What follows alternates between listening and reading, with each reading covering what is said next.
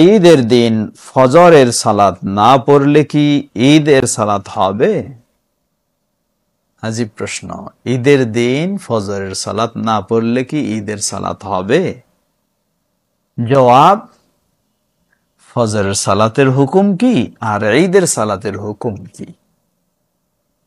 কোন ব্যক্তি যদি এমন করে সবসময় 5 ওয়াক্ত ফজর সালাত তো নেই, এমনকি ঈদের দিনেও সে ফজর পড়েনি, আর সামাজিকতা রক্ষা করতে গিয়ে খুব সুন্দরভাবে সেজে গুজে ঈদের সালাত পড়তে গেছে, লা হাওলা ওয়ালা কুওয়াতা ইল্লা বিল্লাহ, এমন ব্যক্তি তো মুসলিমই না।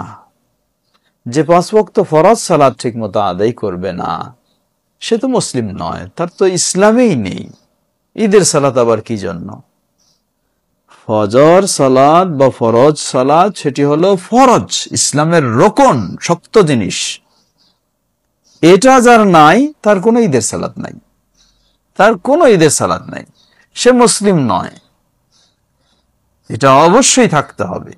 ঈদের সালাত ছুটে গেলেও কাফের হয়ে যাবে না, কিন্তু কেউ যদি ইচ্ছাকৃত সালাত, ফরজ সালাত বাদ দিয়ে থাকে, তাহলে তো সে মুসলিম থাকতে পারে না। আল্লাহু তাআলা আ'লাম।